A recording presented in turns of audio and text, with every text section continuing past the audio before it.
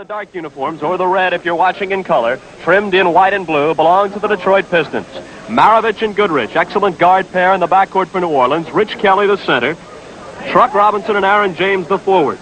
Eric Money and Chris Ford, and it will be Ford who will play against Maravich defensively. The backcourt for Bob Kaufman's Pistons.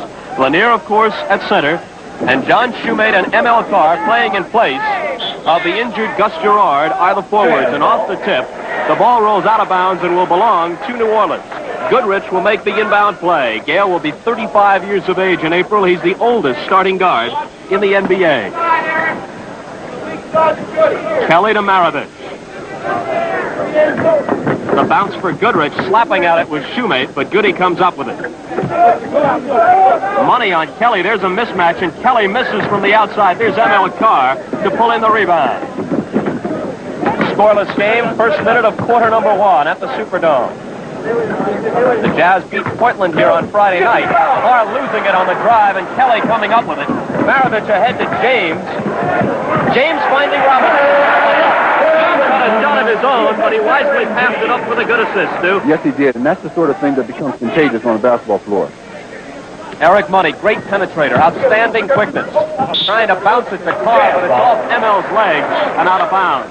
An eye injury has left Gus Gerard back in Detroit, so he's watching this game on TV, and ML Carr, who had lost his starting job to Gerard when Gerard arrived from Buffalo in the Marvin Barnes trade, is back in the opening five for Bob Kaufman. This is Truck Robinson.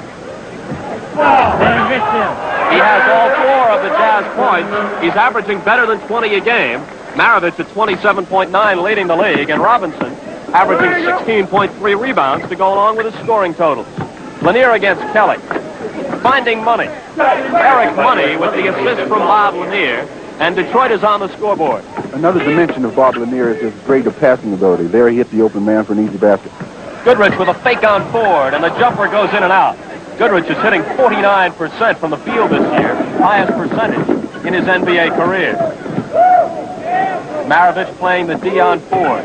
Carr is an excellent driver, and he showed it there going around James, but the basket will not count. There's M.L. Carr picking himself up off the floor after being called for an offensive foul. Here you see Aaron James coming over and getting good position, and the driver running right into him for the offensive foul. That's good team defense, helping one another out. Carr will try and do that repeatedly. He's very quick, much quicker than most forwards who are playing defensively, and he's able to get by on the drive very frequently. Goodrich from Maravich. Lanier comes out on a switch. Aaron James. In and out for him. Lanier with the rebound, and he's shoved out of bounds. They're going to say Jazz ball. Bernie Fryer's call, enraging Bob Lanier. Bernie Fryer, the younger of the two officials working today's game, the veteran Darrell Garrettson, is with him. Well, Bob was a little off balance there, and he thought he was pushed out of bounds. James out to Maravich, who has yet to launch his first shot. Wanted to there, instead had to pass off, and Carr comes up with the interception. Shoemate. And Lanier.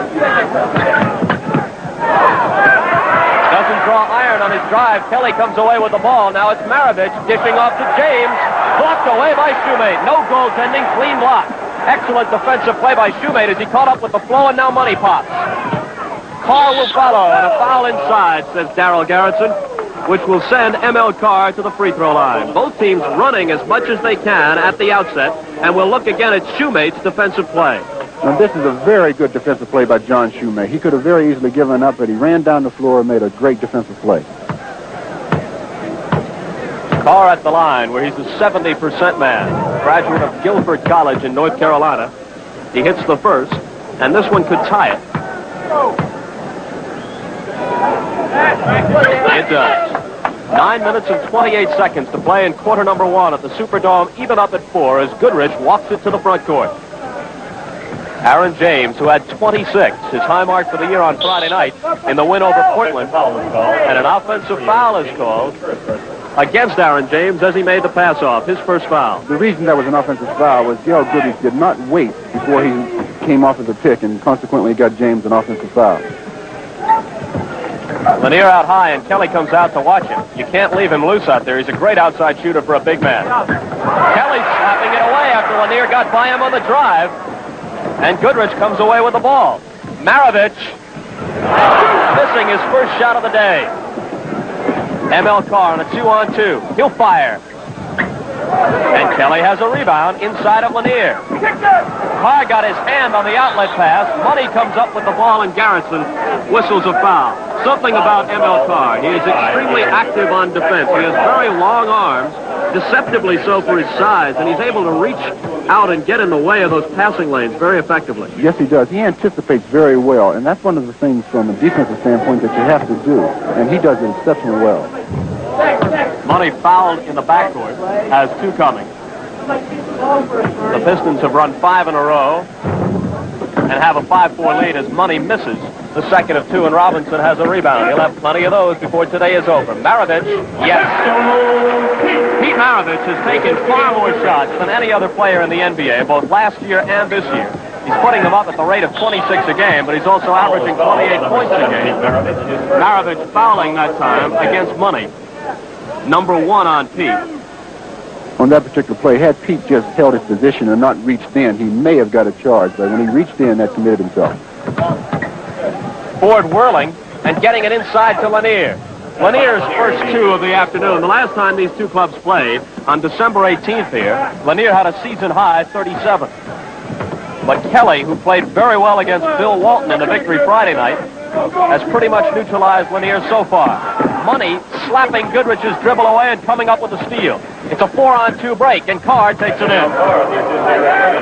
Now, that was an excellent play by Eric Money. He went to the hole, penetrated, and got the man to come over to him and dished off for the easy layup. 9-6 in favor of the Pistons. James against Carr. Aaron James hit it. It counts, and he is fouled on the play. Could be a 3-point opportunity for Aaron James, who has been hitting 64% from the field in his past half-dozen games. Here he gets the ball down low and gives him a little head and shoulder, gets him off the floor, and then once you do that, you're in trouble. Makes the easy basket. Free throw by James completes the 3-point play. 7:45 to play in the quarter. We're even up at 9. Lanier again against Kelly. Kelly playing that tough D, denying him the shot. Shoemate in the lane. Robinson with the foul. Truck Robinson knocked the ball away, but also got a part of the body of John Shoemate. That Marvin Barnes deal, Stu, looks like an excellent one for Detroit. They get Shoemate, Gerard, and a first-round draft choice in 1979 for Marvin Barnes, who is yet really to become a productive player for any club in the NBA. Exactly, and I think Detroit is very happy with the deal. Gerard and Shoemate have contributed very much to the team this year, and with the addition of the 1979 first-round pick, they're in a pretty good position. Shoemate, the former Notre Dame great, put the Pistons in front by 1 with the first one, and now by 2. Robinson inbounding to Goodrich. And Aaron James. Money watching Goodrich. Shot clock winds down to 10 seconds. Maravich, Kelly trying to set a screen for him. The return to Kelly off the drive. Rich Kelly misses, and Lanier is there to pull it down. Lanier outside. That is not beyond his range. Takes it in on the drive, and Robinson has another rebound. In the last 20 years, only one forward has led the NBA in rebounding. That was Elvin Hayes. Robinson might become the second. Goodrich with a rare rebound off the Maravich miss, and Goody lays it in. Elgin Baylor has to approve as he looks on from the New Orleans bench. Tied again at 11. Lanier backing in on Kelly, and Kelly smacking it away. 2-on-1, Goodrich and Maravich back and forth. Goody for the layup, and Maravich for the kick. Credit for 2 points to the pistol, and the Jazz lead 13-11. Now that is the way to run a 2-on-1 fast break. You don't keep the ball in one spot, you keep it moving, and it makes the defensive man commit himself early. Ford yelling out the set play as he brings it across, the veteran from Villanova.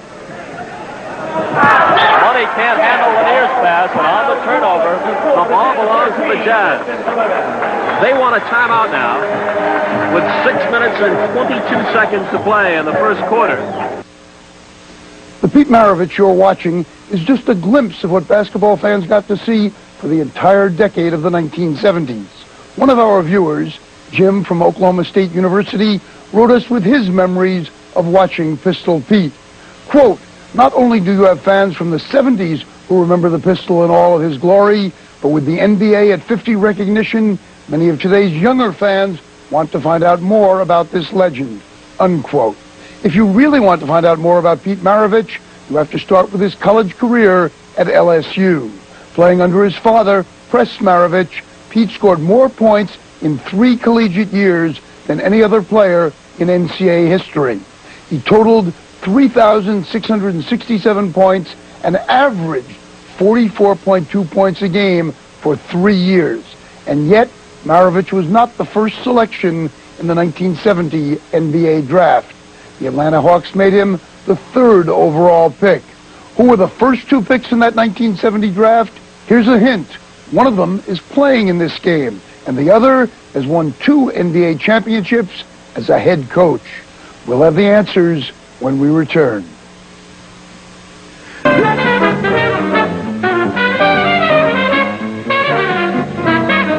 Welcome back to Classic Sports Fan Mail. Once again, our fan mail trivia question is, who were the first 2 picks ahead of Pistol Pete Maravich in the 1970 NBA draft? The number 1 pick that year was St. Bonaventure's Bob Lanier. And the number 2 pick was a man with smaller feet, Michigan's Rudy Tomjanovich, who later went on to star with the Houston Rockets and then coached them to 2 NBA championships during the 1990s. Ira Burko is with us. Talk about that draft. How could 2 guys have gone ahead of Pete Maravich? Well, they were both outstanding players, and there was still an uncertainty about how good Maravich could be in the pros. I mean, he was taking 35, 40 shots in college, and no one anticipated he was going to do this kind of thing.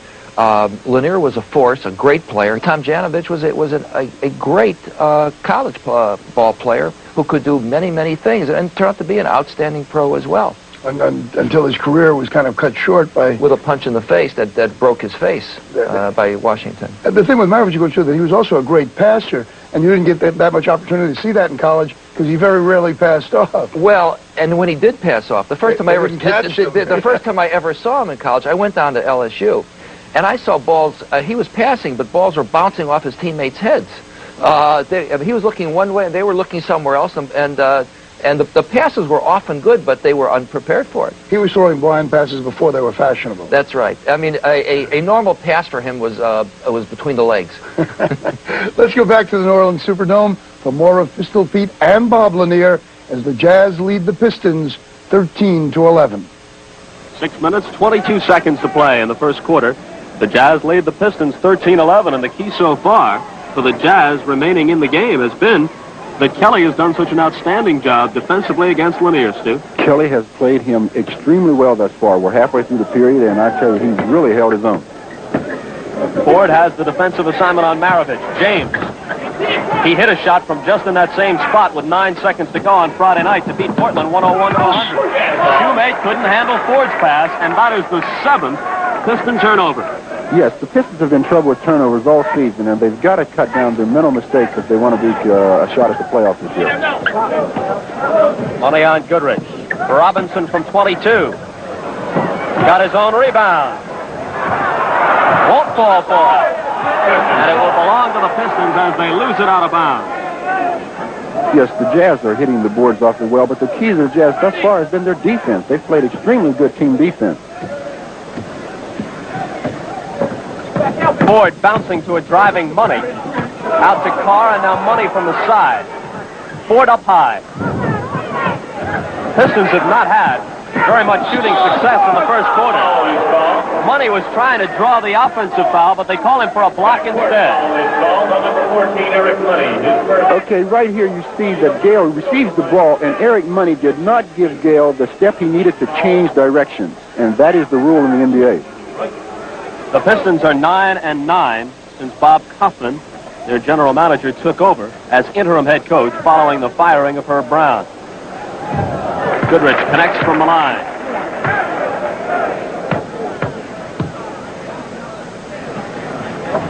And the Jazz lead by 4 at 15-11. 5.5 minutes to play in quarter number 1.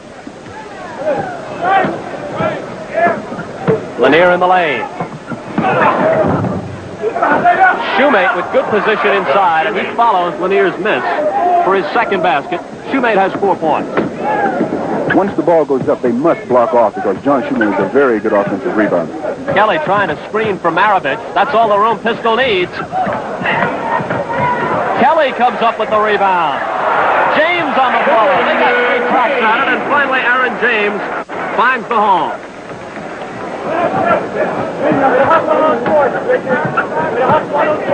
Lanier again. Tries the hook this time. The big guy not enjoying a good first period. Another rebound for Robinson, who has 5 so far. Ford got in the way and picked off the pass intended for Kelly. Pistons hurrying back. Money stopping and missing.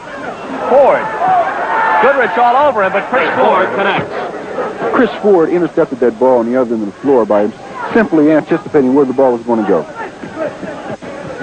New Orleans by a bucket and with the ball. Their fans here are wild. They have really come out to support Elgin Baylor's club. M.L. Carr with a good steal. Kelly's going to try and catch him. He does, but he fouled him. It would have been a 3-point play had the shot fallen. Kelly comes over to check on M.L. Carr. I really like the way M.L. Carr plays, Stu. Yes, he plays very smart. You can't beat intelligence on the basketball floor. And here again, you see Kelly with the ball at the top of the key. M.L. anticipates the ball going over there, cuts through the middle, intercepts it, and has his way to an easy layup. Kelly comes down, tries to make a good save, hits him on the leg, causes him to miss the shot, but he will shoot 2.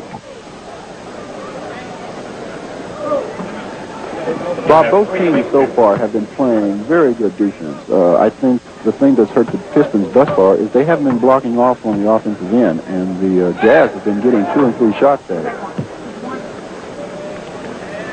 Carr began his professional career in the ABA with the now defunct Spirits of St. Louis, then moved on to Detroit last season in the ABA dispersal draft, which took place following that league's folding. The 2 free throws even at 17. Milwaukee and Chicago tied at 18 with 2.5 left in the first quarter. Ford trying to stay with Maravich. Kelly out high. Shot clock down to 6 seconds. 3 seconds to shoot. Maravich will have to. James battling for the rebound.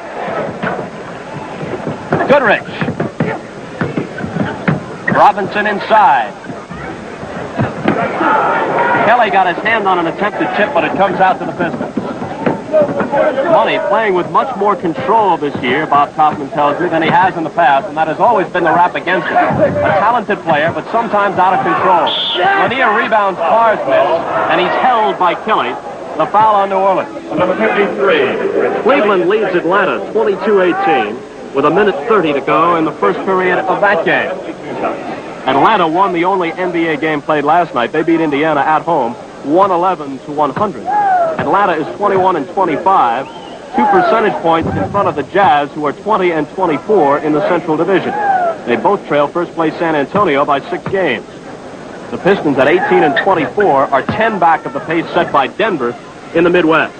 The 2 free throws by Lanier put the Pistons up by a field goal. 3:15 to play in the quarter. Shoemate on Robinson. Foul is called. Robinson fouled as he went up for the shot, and he'll go to the line for 2. On that particular play, it seemed like, yes, here it is. And we get a look at it. Shoemate is playing pretty good defense right here, and he's reaching in and goes for a little fake. Gets off his... No, he doesn't get off his feet. It looked like it could have gone the other way. It looked like Robinson may have jumped into him. In 42 of the 44 New Orleans games so far this year, either Truck Robinson or Pete Maravich has been the leading scorer. Goodrich has led the club in 1 game, and James led them on Friday night against Portland. Other than that, Robinson or Maravich, always the main man. Lanier down the lane with that finger roll. Just too much for Kelly that time. Yes, but on the weak side, somebody should have came over and helped Kelly, because you do not want to let Lanier get into the middle. Once he starts his move, you can easily pick up the offensive foul if you just stand there. Maravich losing the dribble. And on the turnover, Detroit gets it back. They lead by a pair at 21-19, 2:45 to play in the quarter. Money coming in baseline. In a crowd, he was hammered and fouled. He took it right into 3 white shirts at 6 feet tall. Okay, here he goes baseline. He's looking to see if the guy comes over to pick him up. no one becomes available for the pass, so he gets the shot up to the basket and gets the foul also. The foul was on Kelly, which was his third, and that's Joe C. Merriweather coming into the game from Southern Illinois University. Merriweather, with his third NBA team in as many seasons, started with Houston as a rookie, last year with Atlanta, and now with the Jazz. 3 chances to make 2 for Money, with the Jazz over the limit. Missed the first, made the second. And now the penalty shot. 2 out of 3, and it's 23-19. Detroit up by 4.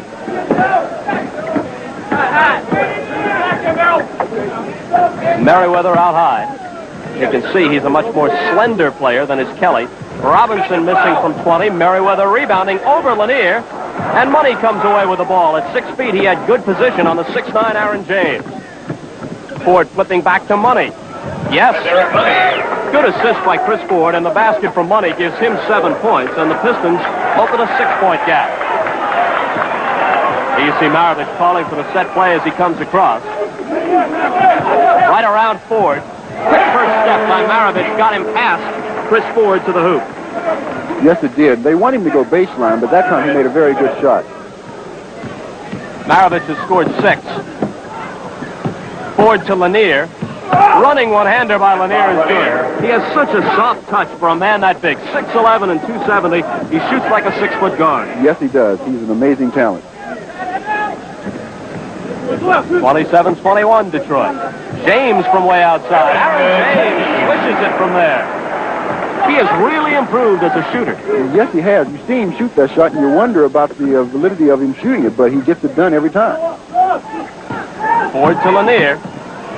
And Lanier now is picking up the tempo. He started very slowly. But first against Kelly and now against his substitute Merriweather, he's begun to come on.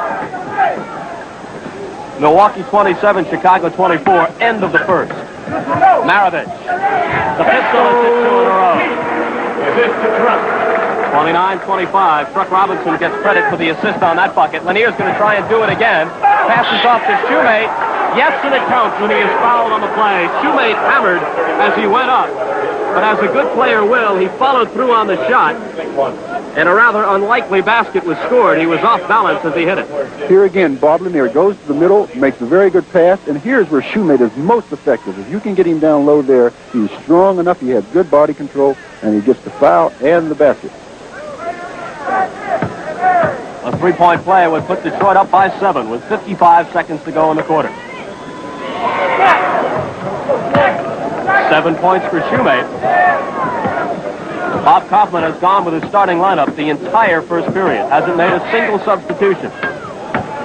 Merriweather, the only sub used by Elgin Baylor. Maravich from 20. Robinson, another rebound. So strong, he's just able to muscle people out of there. He's so strong, so quick, and he gets that ball and he knows what to do with it once he gets it. They signed him as a free agent after he had played out his option. Began with Washington. They traded him midway through last season to Atlanta for guard Tom Henderson. He played extremely well for the Hawks, averaged 22 points and 12 rebounds, but they couldn't sign him, and the Jazz did. Shoemate missing. Maravich comes out with the ball. 12 seconds to play in the quarter. It's a 4-on-1. Maravich to Merriweather. Money fouled him, which wasn't a bad play. Number 14, Eric Money. At least it prevents the certain 2 points. Exactly. That was exactly. Maravich penetrates down, stops at the free throw line, gives a good pass to Josie Merriweather, who is about to go up and dunk the ball.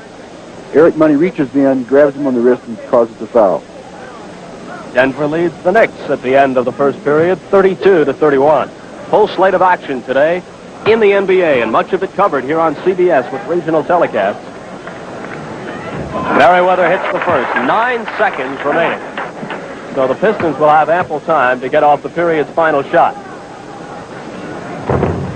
The Detroit lead is 4 at 32-28. Ford losing it. James picking it up. 2 seconds. 1 second for Goodrich to fire. It counts. It counts. A 35-footer at the end of the quarter. Welcome back to Victory Yard. We're watching Classic Sports Fan Mail, the show that responds to the thousands of requests that we get from you, the viewer. Please keep on writing us and tell us if there's a player you want to see or an event you want to relive. Drop a letter into your mailbox or addressed to Classic Sports Network, P.O. Box 1830, Murray Hill Station, New York, New York, 10156.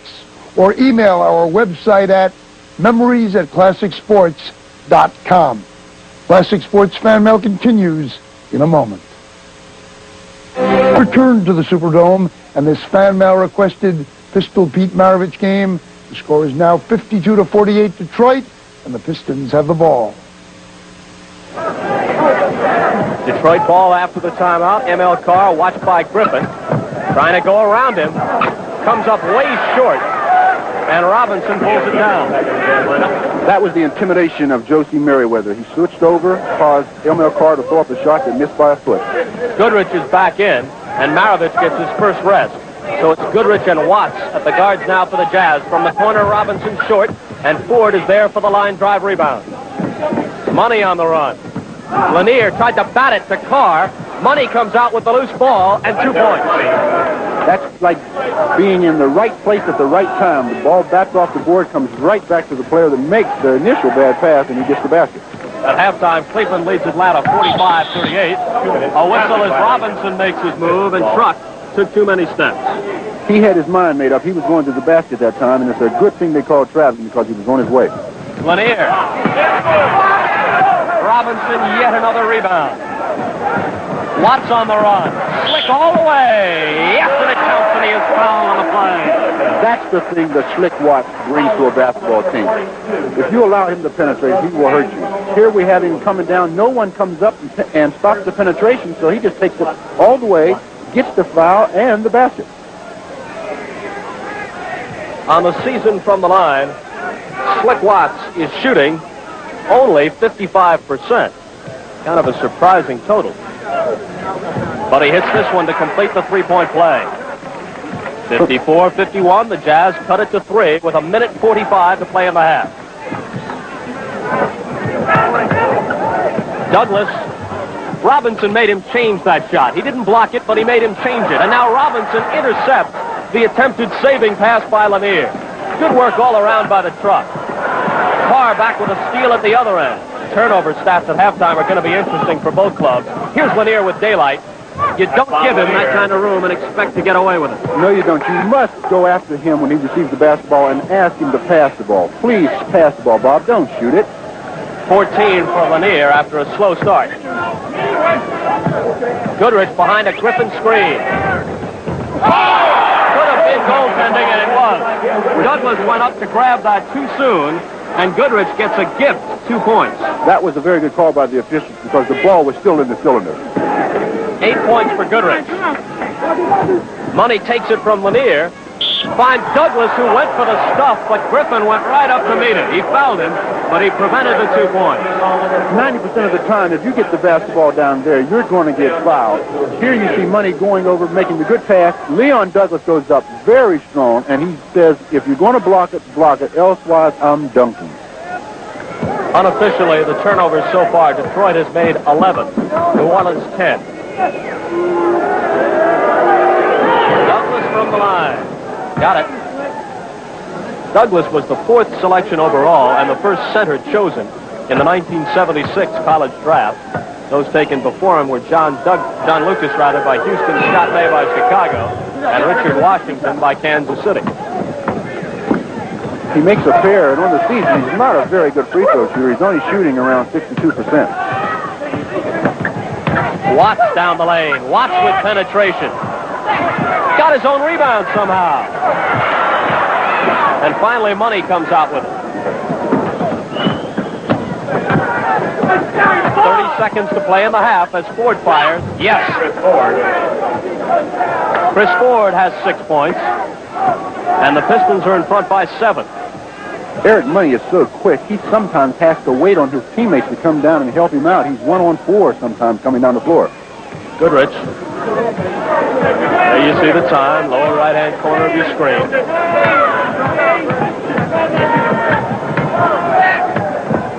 Lanier on Goodrich. Now Watts has to force one, and time runs out, and they never get a shot away.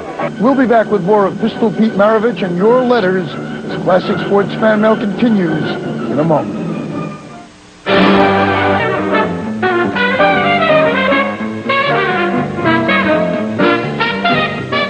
Welcome back to Victory Yard and another edition of Classic Sports Fan Mail. We're honoring your requests for programming featuring Pistol Pete Maravich. As a star player at LSU, Maravich was so confident in his shooting abilities, he once said, "One of these nights, I'm going to hit all my shots. 40 shots, maybe. I'll hit them all. I don't know when that night will be. I just know it's coming."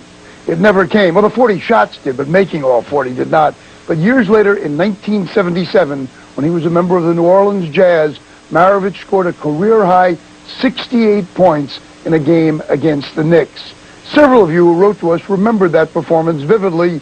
Many of you said that was the night you got hooked on basketball.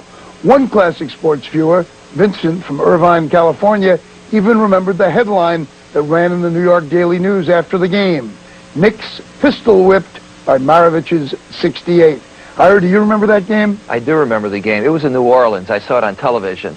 But what I remember about it afterward, I was talking to Walt Frazier about it, and Frazier was one of the 12 guys of the Knicks who tried to guard him, sometimes all at once. Frazier said he was taking shots we wanted him to take. I mean, he was flying into the stands. He was making everything. Bob McAdoo, who also played in that game and scored a lot of points in the game, said that he remembers that if they had had the three-point rule then, Maravich would have had 90 points instead of 68 points because most of those shots were from so far out. Which was Frazier was saying. I mean, he was shooting from so far out. Also, he fouled out of that game. And he fouled out with about a minute and a half to go, something like that. Otherwise, he would have scored another 40 points. Probably, and that, he was a real prodigy. He was sort of a cross between Kobe Bryant and Wayne Gretzky. Right. I mean, if Gretzky was the great Gretzky, he was Peter the Great as a child. Well, as a child, and he was an outstanding basketball player by the time he was 8 or 9 years old. And he lived with the basketball. He literally slept with the basketball. When you go to a movie house... That's good. You don't get in trouble that way. That's right. But when you go to... More kids should be doing this. Right. When you go to... Some adults, too. When you go to when he went to a movie house, he'd always get an aisle seat so he could be dribbling the ball as he's watching the film. I hope the dialogue wasn't too important. No silent films. For the people around him. Let's go back now to the New Orleans Superdome and this fan mail requested Pistol Pete Maravich game. Shoemate's 2 free throws increase the Piston lead to 9, which is the biggest of the game for either club. Money on Goodrich. So many great years with the LA Lakers, and some period of time, of course, with Phoenix as well. Maravich around Ford, then pulling up for the jumper. Not too many can shoot off the dribble better than Pistol Pete. Not too many can shoot anyway as good as Pistol Pete. Shoemate from Money, trying to get it into Carr. And a 3-second violation is called on the Pistons. That's a very good call because I tell you, if he wouldn't have made that call, they were going to either get 2 free throws or a basket because, again, they were in very deep.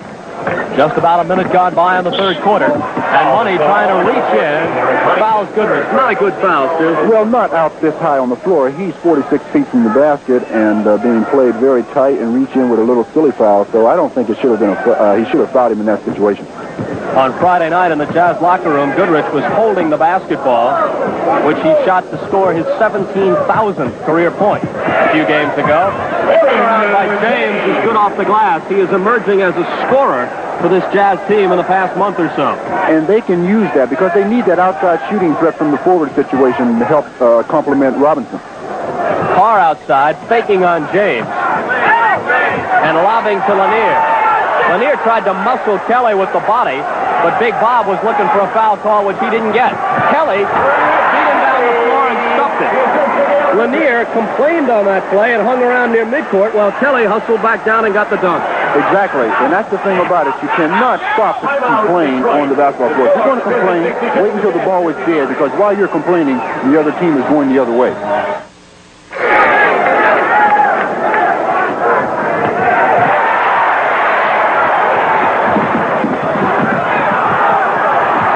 New Orleans intercepted Detroit's inbound pass, and here's the Jazz with the ball. A basket here cuts the Detroit lead to 1. Kelly following Robinson's shot, 1-point ball game. At 62-61, the Jazz have scored 8 in a row. I tell you, Rich Kelly's having some kind of a weekend. He came up against Portland's Bill Walton and Bob Lanier, and he has really played very well. Lanier drawing triple coverage, which leaves Ford wide open, but he blew it. Rebound Robinson, and ahead of the field is James. In a couple of seconds, New Orleans is going to lead this game. They do 63-62. And the way they're doing it, they're starting to swarm the ball on defense, and they're getting that easy basket I was talking about earlier. Chuck Robinson now has 14 rebounds. He grabbed that one and heaved it up court with a layup by James. Carr from 22 feet. Air ball. Picked up by Ford, and he misses. Kelly there for the rebound. The outlet to Maravich, 3-on-1. Money the only man back. Maravich to Goodrich. Carr got in the way, broke it up. Goodrich a jumper. Yes! 65-62, 12 unanswered points. And once again, Bob Kaufman wants a timeout as the Superdome crowd rises to their feet. You're watching Pistol Pete Maravich and the New Orleans Jazz take on the Detroit Pistons on Classic Sports Fan Mail. Welcome back to this edition of Classic Sports Fan Mail. We got literally hundreds of letters from viewers asking us where we find all of our great programming. The answer is everywhere. A lot of our programming comes from footage libraries, local television stations, specialty archives like Bill Caton's Big Fights Boxing Library, and in some cases from viewers. The game you're watching, the New Orleans Jazz against the Detroit Pistons from 1978, comes from the extensive archives of the NBA. Many of you wrote to us wanting to see Pistol Pete's 69-point game at LSU or his 68-point game as a member of the New Orleans Jazz. So far as we know, tapes of those games have not survived, but we're still searching for them. If any of you have home movies or home videos of Pistol Pete or any other favorite athletes, we'd love to hear from you. Write to us at Classic Sports Network, Post Office Box 1830, Murray Hill Station, New York, New York, 10156. Or send us an email at lostclassics@classicsports.com. But now back to the Superdome as Pete Maravich and the Jazz try to hold on to their 65-62 lead with 8 minutes and 51 seconds remaining in the third quarter.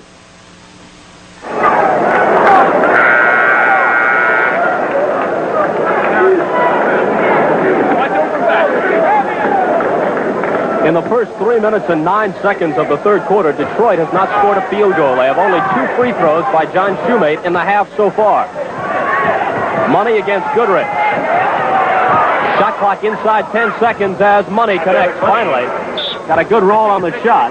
Yes, he did. It's a good thing because he was dribbling the basketball a little too much, and that enables the Jazz to play the good team defense, and the ball stays in one spot. Jazz leads by 1.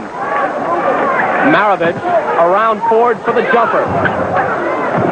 Kelly battling with Shoemate, and Kelly knocked it out of bounds. He didn't come up with that ball, but once again he showed great desire on the play still. Yes, he does. He can't do anything any better because he is playing a very good basketball game. Money again, good again. Eric Money with 2 in a row to put Detroit back in front at 65 rather. 8 minutes exactly remaining in the third quarter. 15 points for Eric Money.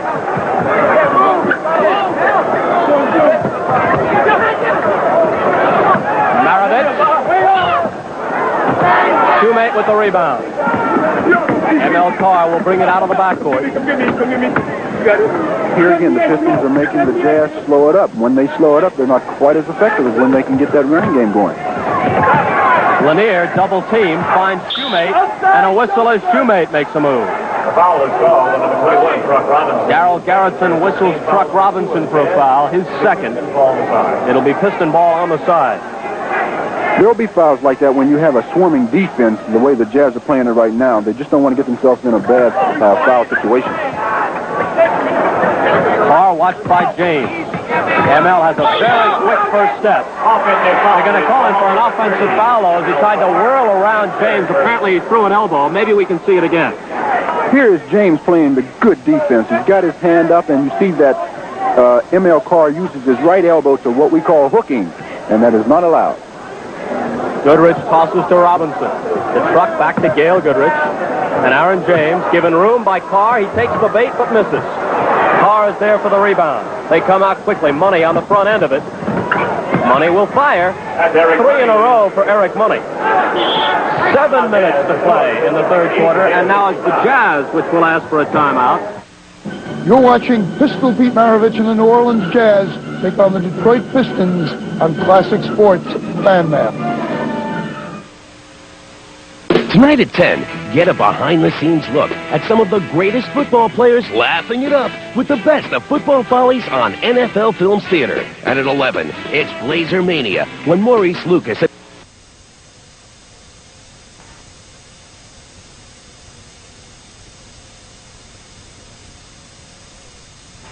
Job done in only 8 minutes. Flatten those abs.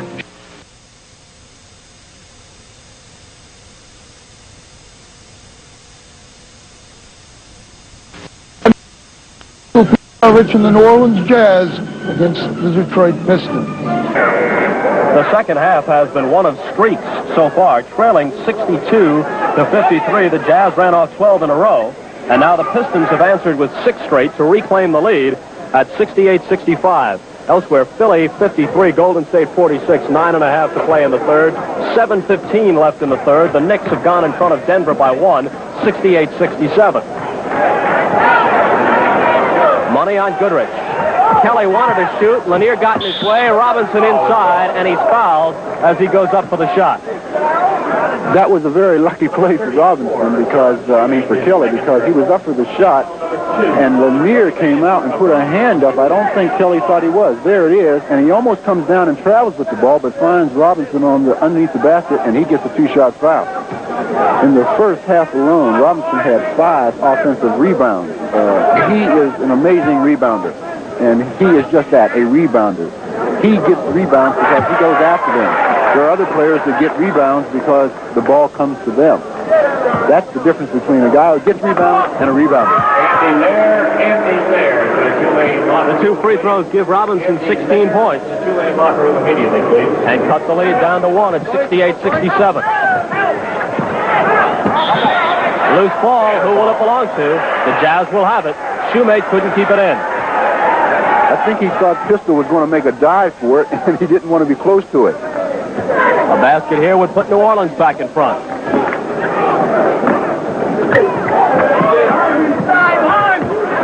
Inside Robinson. Couldn't quite get it down. Carr comes out with the ball, but Darrell Garrison will call a loose ball foul on Truck Robinson. That's his 3rd personal foul. Team foul number 3 on the Jazz, and Piston ball from the side. That's not a bad foul at all. That's the kind of foul that a coach doesn't mind seeing because you're really going after the basketball in that situation, and sometimes you don't get called for it. You get to use the basket. Ford against Maravich. He gives him room, and Ford misses another rebound for the Truck. You notice how he went after the ball. He was on the other side of the basket, but he came to the ball. Maravich with his own rebound, and then he's hammered. A loose ball foul is going to be called against Detroit. Bob Lanier, his 1st personal. Here you see Pistol going down. He's alone. He's got a forward on him, so he picks it up and shoots the long jumper, and no one checks him out. He goes, gets his own rebound, and a foul by Bob Lanier. Truck Robinson banking one in as we come back.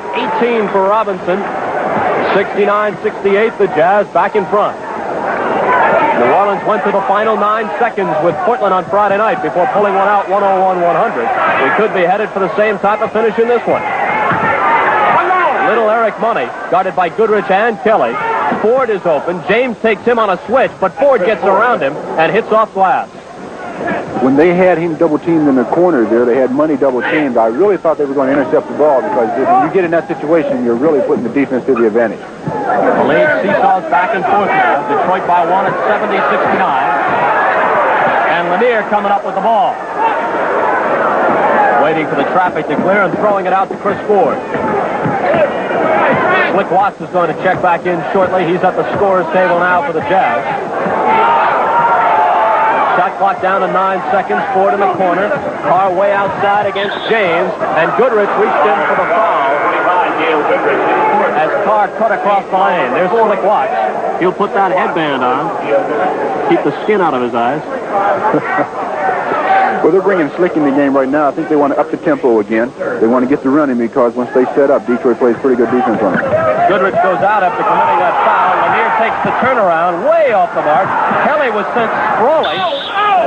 The basket will count. A goaltending call, and the basket went in anyway. Now, that's the type of situation. Here you see it again. Lanier turns, goes up to high Archer. Thought he was fouled. He goes after it. Money gets the rebound. Robinson touches it, but he goes in anyway. 72-69, the Pistons by 3. Maravich having trouble with his footing. Watts getting it out to Robinson. The truck with the turnaround. Shoemate with the block. Out of bounds. Jump ball, says Bernie Fryer. Now, that's not a bad call by the official. You know, he really wasn't sure who hit it last, so that's the best thing to do in that situation is to jump it up. That was a very good defensive play by John Shoemate. Shoemate at 6'9", Robinson at 6'7", and Shoemate tips it over to M.L. Carr. 4:15 to play in the third quarter. Superdome in New Orleans. Bob Costas with Stu Lance, and the Pistons lead the Jazz 72-69. New Orleans in white, the Pistons in the dark uniforms. Eric Money missing, and Rich Kelly has the rebound over Bob Lanier. Robinson brings it up. Maravich from the side. Jumper over Carr. Once he gets into his act, he is an amazing player. 18 for the pistol, who's averaging 27.9. Ford into Carr. Doesn't count. 3-second violation against Detroit before the bucket. M.L. thought Chris Ford was going to shoot the basketball and had great offensive position, and he was standing in the lane. And when Chris passed him the ball, he was caught for 3 seconds. Unofficial turnover stats, Detroit with 19, the Jazz with 17. New Orleans can reclaim the lead if they hit one here. Carr is on Kelly. Shot clock down to 5. 3. James shot rejected by Lanier, and Ford comes out with the ball. Chris Ford takes it in himself. Now there's a situation where the defense did not commit, so Chris kept the basketball until he did, and finally he ended up with a little 5-foot bank. I think they paused momentarily because the horn went off for the 24-second violation, but by that time Ford had the ball, so instead of being Detroit ball from the side, it was simply Detroit ball with play continuing, and the Jazz were slow to get back on defense. Well, as a player, you don't stop when you hear that horn. You only stop when you hear the whistle. Lanier. In and out for him. Robinson, one more rebound. He's approaching 20. He's already passed his average of 16.3. Maravich, little one-hander, dainty as can be. He has an arsenal. 73. I say he has an arsenal of shots. He can shoot them from anywhere at any time. 20 points for the pistol and a one-point game at 74-73.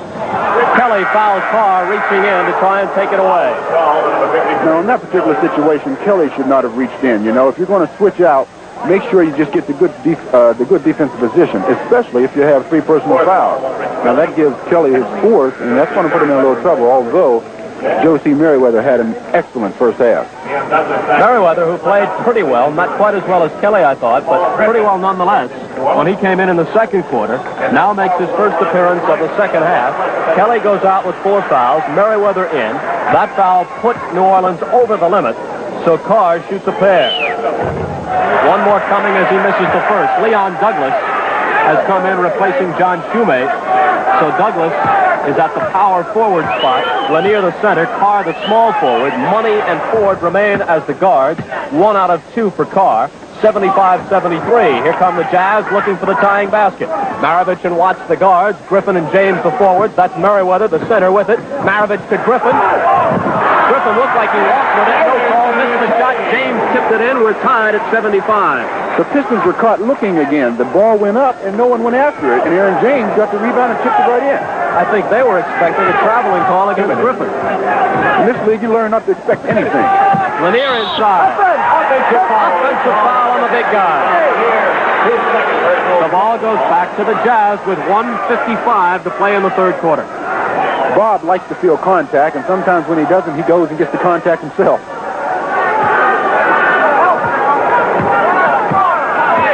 Slick Watts, who 2 years ago led the NBA in assists, brings it across. Merriweather out high. Maravich. He can put the Jazz in front. Not this time. Merriweather can. Blocked from behind by Ford. Good defensive play by Chris Ford. Blocking it away from the much bigger Merriweather. Now Ford trying to get it inside. Batted away. Money picks it up. Big scramble. Lanier comes out with the ball. And 2 points. That's a sheer case of strength winning out. The ball was loose. Bob just picked it up, turned strong to the middle, and had an easy basket.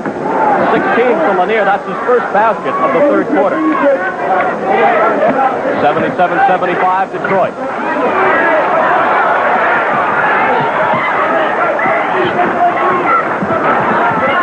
Money on Maravich. Heat with a big height advantage.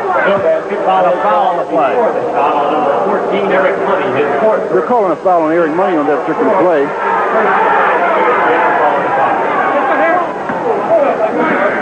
Maravich was trying to take advantage of the height differential there at 6'5" against the 6-foot Money. As soon as he saw that Money had moved over on him, he wanted to get that turnaround jumper away over Money. Money fouled him before he could. Maravich goes out, Goodrich back in. Here's Aaron James from 20, misses it all, and Lanier comes down with it. Al Skinner has come in now. He replaces Eric Money for Detroit. Skinner and Ford, the Piston guards. 50 seconds to play third quarter. M.L. Carr from 20. Rimming the basket, and Merriweather coming out with the ball. New Orleans again looking for the tying basket. Watts penetrating. Getting it to Goodrich. Goody brings the dribble back outside. Had no layup chance. Griffin. Carr tips it over to Skinner. 23 seconds to play in the quarter. Douglas out to Skinner. The shot clock is a couple of seconds behind the game clock. 15 seconds to play in the quarter. 13 seconds on the shot clock as Watts knocked it out of bounds. Skinner inbounds to Ford. In the lane, Lanier. Well, if you're going to get a guy, you might as well get him good, and they did. Merriweather on the personal. He was hit very hard on that particular play. They made sure that he didn't get the three-point play. They're just going to get him the 2 free throws. On this end of the floor, I think the thing that's stopping the Jazz right now is when they set up, they're dribbling the basketball a little too much. They're keeping it in one person's hands. They've got to get the ball moving via the pass, and it'll make it easier for them to get the jumper. Lanier, a 79% free throw shooter. He misses the first. He has 3 to make 2, however. One more coming. Well, Bob shoots the ball so well, generally he doesn't need 3 to make the 2 because he's an excellent shooter from anywhere on the floor. The Pistons by 4. 9 seconds as Watts comes across. Final shot of the quarter coming up. 4 seconds as Watts drives. Bernie Fryer with a whistle. Number 35. Al Skinner, the guilty party. His second. The penalty is in effect, and Watts goes to the line to shoot 2 with 3 seconds to play. Slick was a little discouraged at himself because when he heard the whistle, he passed off, and all he had to do was throw it up toward the basket, and he would have had 3 to make 2 as opposed to the 1-and-1 for 2. As we mentioned earlier, Watts is not shooting well from the line this year, and he misses this one. 56%. He has never been a great free throw shooter. Well, actually, he hasn't been that good of an outside shooter. He likes to penetrate. You have got to make him shoot the outside shot. 1 second as Skinner heaves it up. We'll be back with more of Pistol Pete Maravich and your letters as Classic Sports Fan Mail continues in a moment.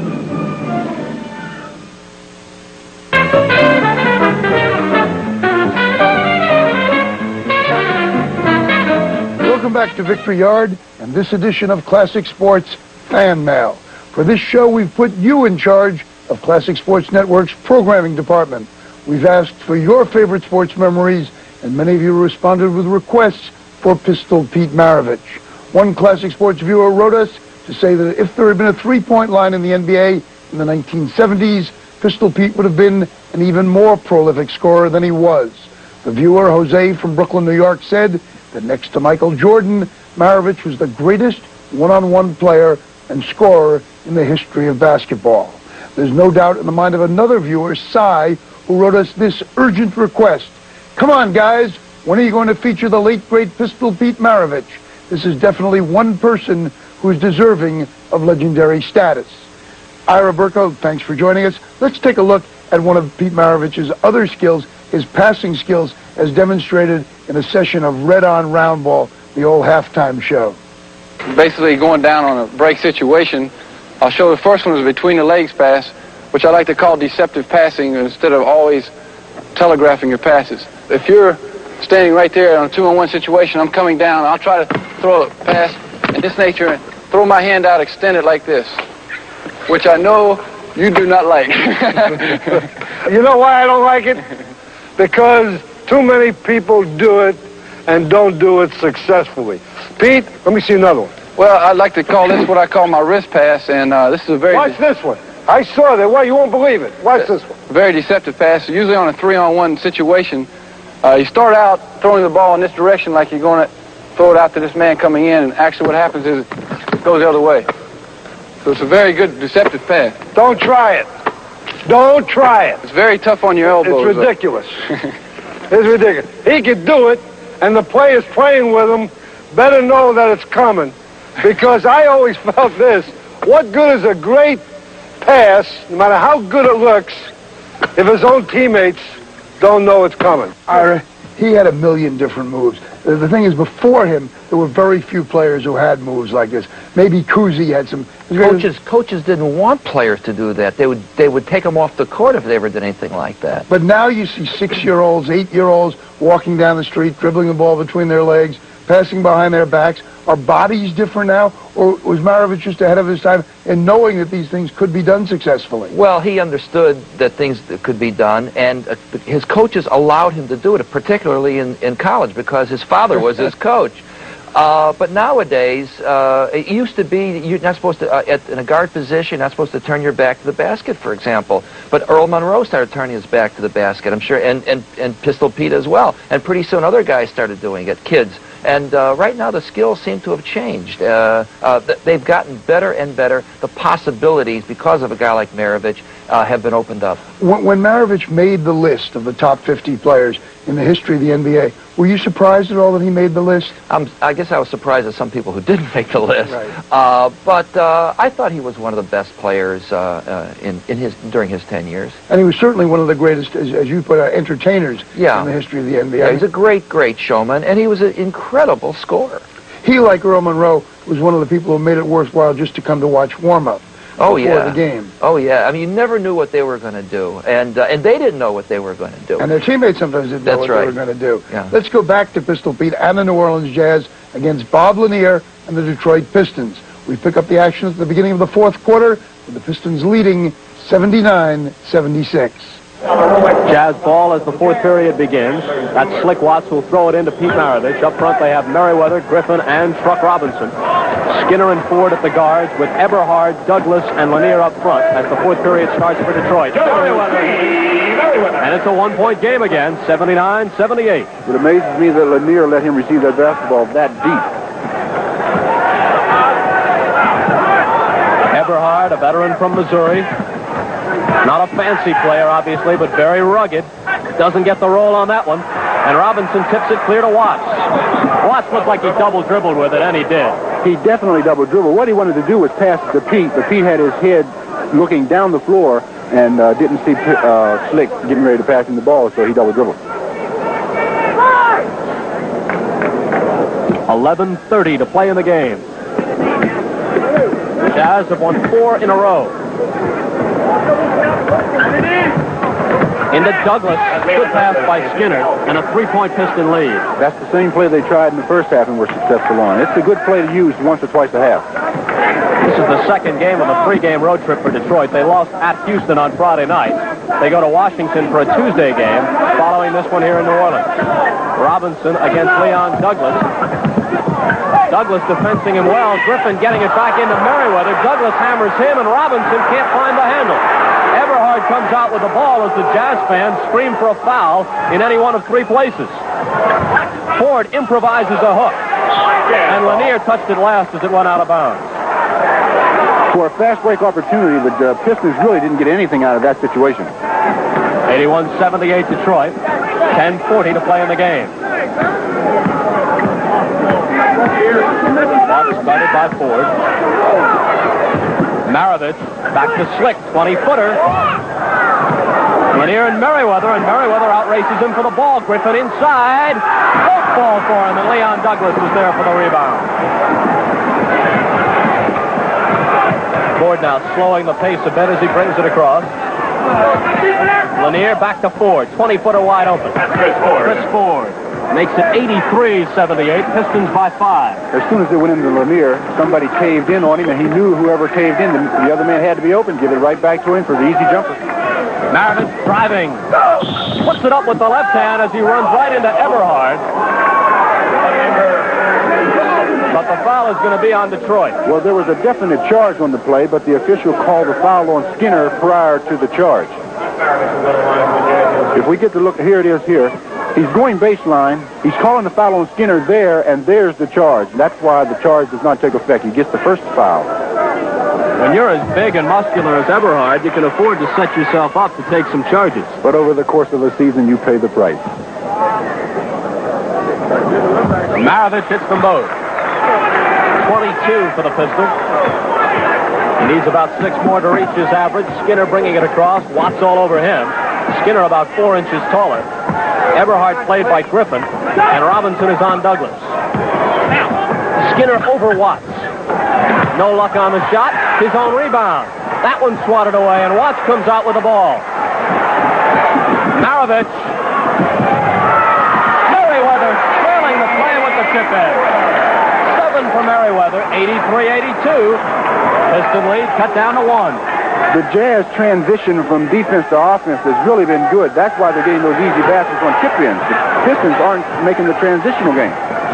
Eberhard from 20. Al Eberhard missing badly, and a rebounding foul against Detroit.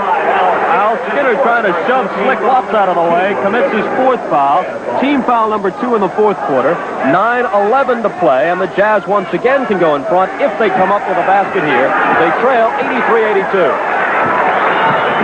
Watts driving. He got through but couldn't hit it. They're running a one-man front with Slick at the top so that when he penetrates, he can have a lot of room to operate and then dish off for the assist. He hit the bottom side of the rim on that one, got down too deep. Lanier always draws the crowd. And Lanier tried to toss Slick Watts away like a little child who was hanging all over him. Sometimes it gets frustrating for Lanier. They gang up on him a bit, but of course, when you're that size and you're that good, you got to expect to draw a crowd. Yes, you have to expect it. When you can do the things that Bob Lanier and so many others can do in the NBA, you have to expect to be double and triple teamed sometimes. Right now, I think on that particular play, Bob held the ball too long. Once he had committed his dribble, he should have passed it so it could have gone to the weak side and taken advantage of the misses match. Eric Money in, Chris Ford out. Lanier with a long jumper. And Watts comes out with a bouncing ball. Maravich on his right. The pistol. Griffin comes up with it. Robinson keeping it alive, but it went out of bounds. Another illustration of Robinson's greatness as a rebounder. A lot of guys would have given up on that ball. It was already past him, but he reached all the way back to keep it alive. He goes after the basketball. I tell you, he'd go to the restroom to get it if it went there. Douglas has it poked away by Maravich, but right to Lanier. Lanier has not had an exceptionally good shooting game. Eric Money, on the other hand, has been hot in the second half, and he puts the Pistons in front by 3.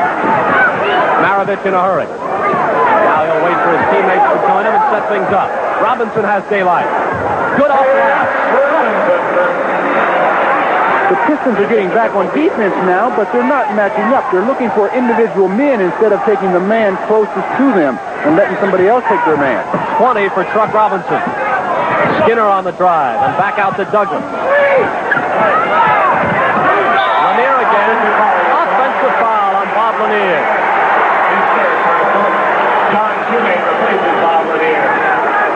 Okay, here you see Bob receives the ball at the top of the key, make the fake. Joe C. did not go for it, and he charged right into him. It's an excellent call by the officials.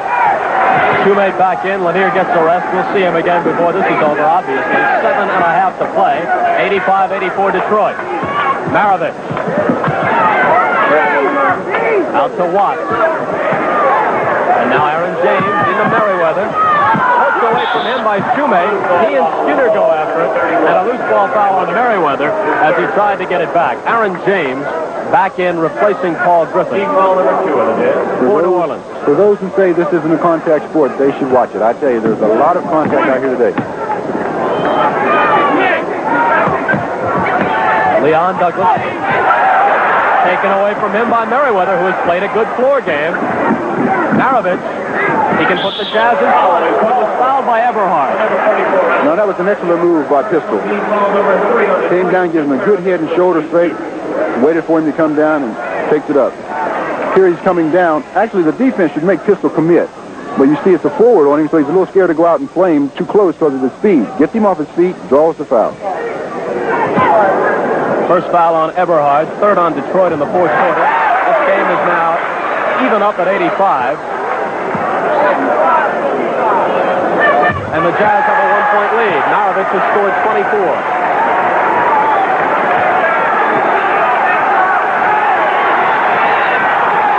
Money watched by Watts.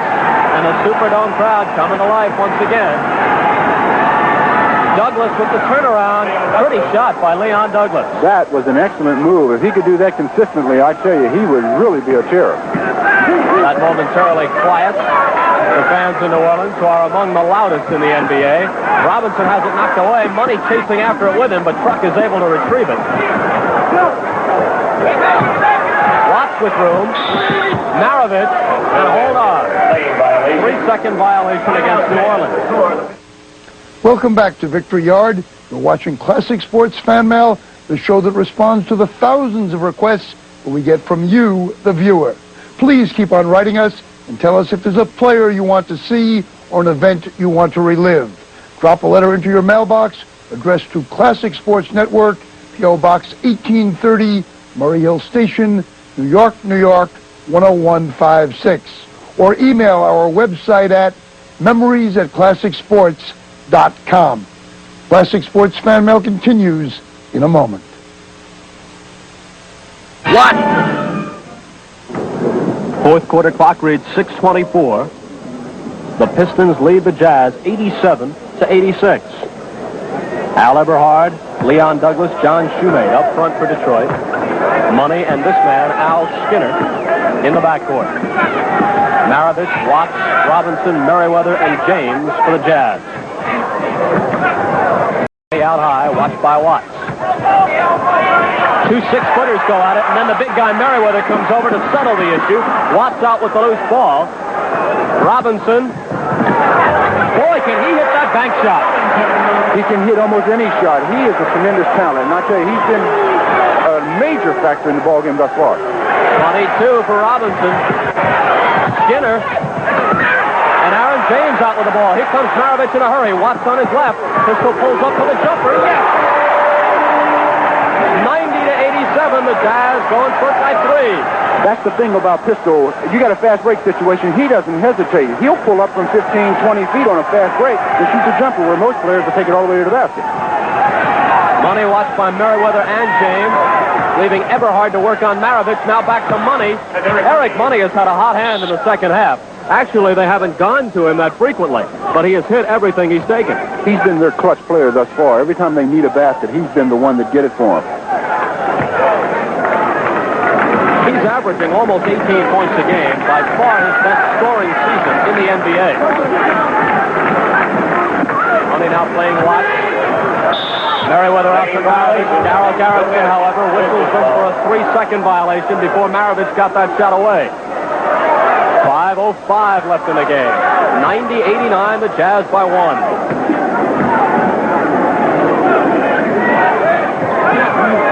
Douglas out high. Merriweather will let him shoot it from there if he wants to, which he does not. Skinner maneuvering against Maravich. Shot clock is down to 4 seconds. 2 seconds. Skinner forces one, and it almost fell through, but Maravich comes out with the ball. This is a 3-on-2. Maravich in the middle. Watts on his right. Slick to the bucket. Hands to Merriweather. Jazz up by 3. That's the thing that the Jazz want. They want to get out and run because they know if they can get it out and get it in the hands of Pistol or Slick, somebody's going to get a layup or an easy basket. Money against Watts again. Money maneuvering. Hold on. Bernie Fryer with a whistle. Slick Watts shakes his head in disagreement. Second personal on him. Number 3 on the Jazz. There's a case where Money was trying to respond for that easy basket on the other end. He was going to be their clutch player again. He was looking for the offense. We're down to 4:15 remaining as Everhard lets it go. And Everhard cuts the lead down to 1 at 92-91. Everhard has scored 4. Atlanta leads Cleveland 85-84 with 4:29 to play in that game. Watts takes it inside, brings it back out. Takes the return from Maravich and misses. James up on the offensive board. James again with the ball. To Robinson.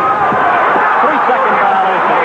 You had to figure that was coming as much time as they spent in there grabbing offensive rebounds. Yes, they were, but every time the ball hits the rim, the 3-second count stopped. And so, you know, there wasn't a lot of time passing after each shot. Milwaukee out in front of Chicago, 94-77. 7 minutes to play in that game. End of the third, Denver leads the Knicks 92-90. Philly leads Golden State, start of the fourth quarter, 81-64. Cleveland and Atlanta now tied at 87, 2:40 left in that game.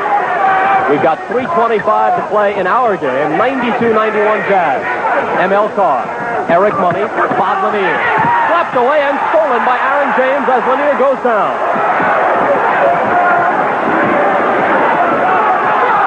Money on Maravich.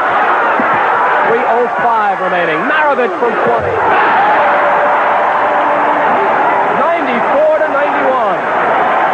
Maravich has equaled his average. He has 28. I tell you, Pistol will accept the challenge. If you play him one-on-one like that, you're asking for a lot of trouble. Offensive foul is called on Bob Lanier as he was trying to muscle Joe Merriweather inside. A lot of pushing and shoving going on, and Lanier draws his 4th personal. The Grand Slam of tennis with Pat Summerall and Tony Trabert following the NBA action on CBS. I think Bob is just a little bit frustrated at this point. They're sending 2 and 3 guys in to get him, and he's being a little frustrated and losing his temper a little. Maravich bouncing to Robinson, guarded by his teammate. Robinson no room to shoot, but Maravich will. He was fouled, and Skinner came out after him. So Maravich will go to the line as Skinner commits number 5.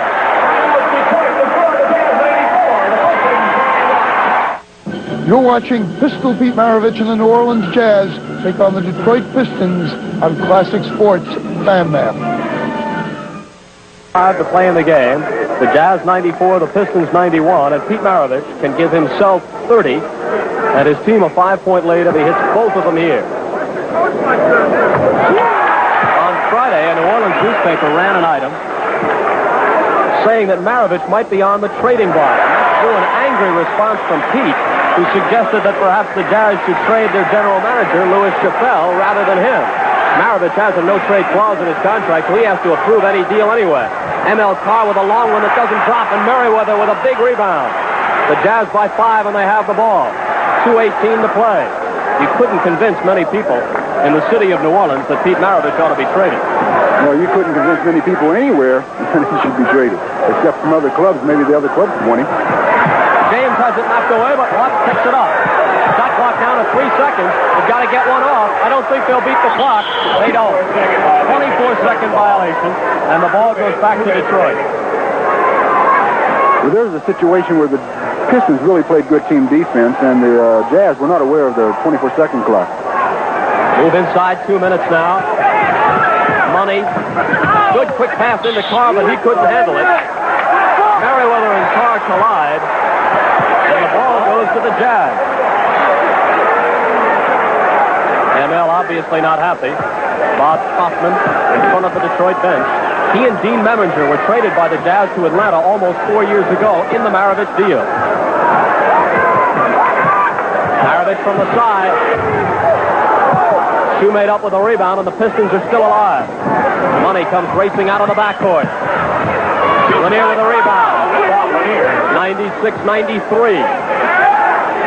Now, this is where Bob Lanier will take over. If he's going to do it, he's got to start doing it right now. He could be very effective right now. He has scored an even 20 points.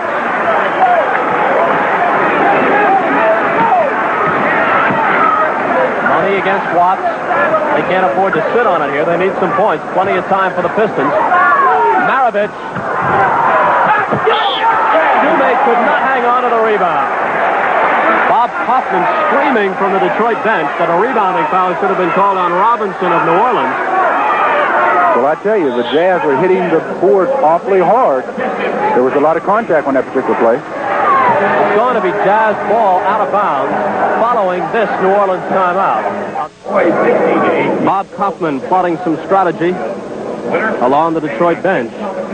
We were talking about the Eastern Conference standing. There are only 4 teams in the East playing 500 ball or better. There are San Antonio and Washington in the Central, and Philadelphia and New York in the Atlantic.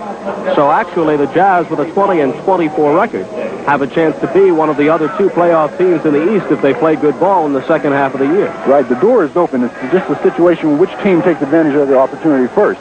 On that view that the viewers had a minute ago of Bob Kaufman drawing some plays, it's imperative that the Pistons get a good shot every time down the floor right now. And I think that's why he had him going through his plays. Exactly a minute to play with New Orleans in control. They lead 96-93. 12 seconds on the shot clock. Watts holding the ball, guarded by Money. Money poking it away. Shot clock is down to 7. Watts from 25. Bad shot. Lanier the rebound. A basket here would cut it to 1 for the Pistons.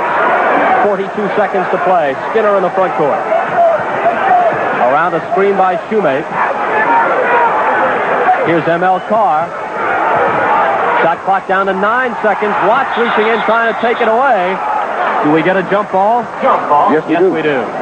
Now, that was a good defense again by the Jazz. They're keeping the ball in one person's hands, and when that happens, you can afford to sag over a little bit and help out team-wise. The Pistons have got to move the basketball via the pass and not the dribble. Detroit wants a timeout, and really their failure to get off a shot quickly that time might cost them, because now, if they hope to get the ball back without fouling or without a turnover, they're going to have to get a shot off in about 5 seconds after they inbound, because with the 24-second clock, New Orleans is going to be able to hang on to the ball when they get it back. Exactly. They're going to have to score here and then hope that they can get a turnover by the Jazz.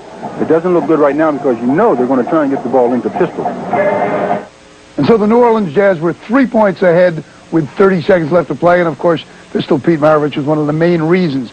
Pete was not your normal human being off the basketball court either, was he? He wasn't the normal human being in a lot of ways. You know, when he died when he was 40 years old, it was discovered that he had only 1 coronary artery. Usually you have 2.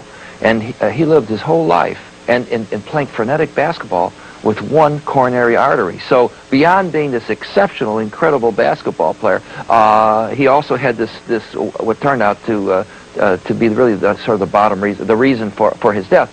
But no, it wasn't. Off the court, he lived a very fast life, and he suffered for it. And probably that was the reason why his pro career lasted only 10 years. Only 10 years. And when he retired, though, he not only changed careers, he changed his lifestyle. Yeah, he got religion.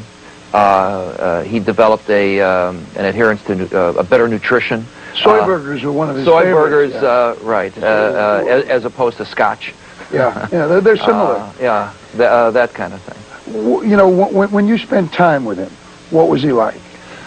He was there was a poignancy to him, and you saw it in his eyes.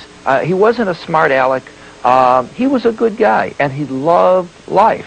And probably the off-the-court loving of life is what hurt him a lot. But on the court, he loved basketball, and you felt it, and you saw it, and he enjoyed entertaining, enjoyed doing all these kinds of things. I worked on a TV show during the 70s when he was at the height of his playing. We had him and Bobby Lane on together as guests with Jerry Lewis, and Lane was showing off by throwing a football through a tire hanging from a tree, and Maravich was showing off his tricks, and the two of them were shooting pool, and Maravich was just like a kid having fun. Yeah, well, I mean, all his life, basketball was fun to him. Of course, near the end of his career, it wasn't fun so much. It was in pain, and it really was a job, and it was work, and he was getting embittered at the way the owners treated not only him but some other players. He thought there was a coldness to the business. And with that, some of the romance went out of it. He also played on very, very few winning teams, and he never got to an NBA championship. Never got to an round. NBA championship. He was on 2 winning teams in his entire in his 10 years. They never went far in the NCAA tournament in college. And he dreamed of being with a championship team, and it never came about. When we come back, Classic Sports Fan Mail returns with Pistol Pete Maravich and the New Orleans Jazz. 12 seconds remaining in this one, and you can watch the time in the lower right-hand corner of your screen. A jump ball upcoming. James and Carr. James has the height advantage, but Carr is a good leaper. Kaufman's upset. He thinks Slick Watts should be in the jump ball.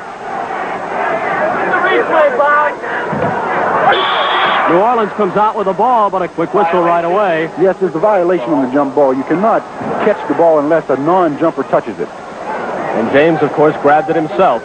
So it's Piston ball with 28 seconds remaining now. M.L. Carr will make the inbound play. They need a quick basket, and then they've got to get it back. Shoemate to Money. 22 seconds. Money left alone. 1-point game as Money hits. Now New Orleans wants a timeout, and that's a good idea. They'll have to inbound now from half court instead of under their own basket. So at least that way, if they lose it, it's not going to be an easy layup automatically for Detroit. Exactly. They have the option, but I'm sure they'll take it at half court.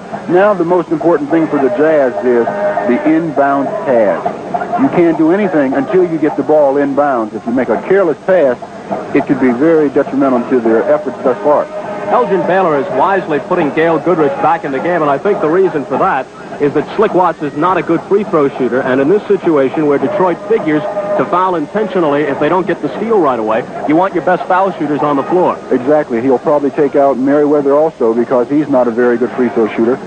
If I was he, I'd put in maybe 3 forwards, even 3 guards, so that I'd make sure I had good ball handlers and good free throw shooters because the Pistons have to go for the basketball.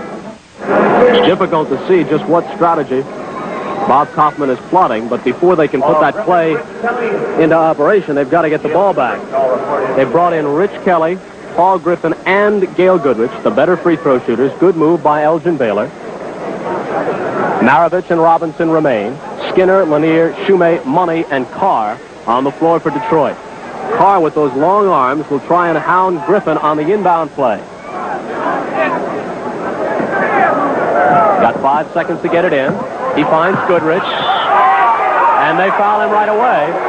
Lanier doesn't like the call as he reached in on Goodrich, and that was not the man they wanted to foul. The foul comes with 16 seconds left. It's number 5 on Lanier. No, that is not the guy they wanted to foul because Gail Goodrich is an excellent free throw shooter. He's only shooting 79% this year. Here we have it again on slow-mo. You see Goodrich receives the inbound pass. He holds it. Lanier comes over and hits him right there. It's a belated whistle. I think Goodrich's little scream helped the official make the call a little bit. Goodrich, who sustained an Achilles tendon injury last year, kept him out most of the season. Back with a strong campaign this time. Hits the first. This is the big one. It can give them a 3-point lead. And it rolls in. Detroit will stop the clock again. 98-95 Jazz. 16 seconds to play in the game. That was very big free throws. Slick Watts is going to come back in. He moves over to the scorer's table.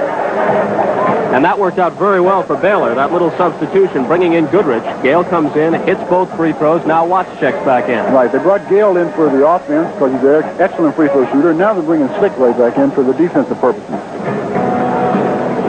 Kaufman once again wearing out his pencil.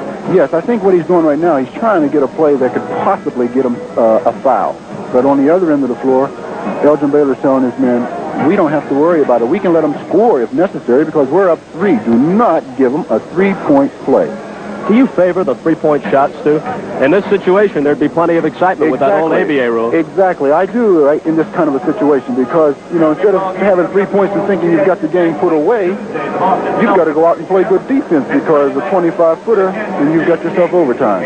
Another thing that 3-point rule does, it forces the defense out a little higher, and thereby the middle is opened up. Exactly. And that makes it a freer flowing game, and guys can make more individual moves. Exactly. I think you would see a lot of the doctor doing his thing, a lot of Pistol doing his thing, and various others who operate in the middle, like Kareem Abdul-Jabbar. It wouldn't be as congested for him. So I think it would be a good rule to instate.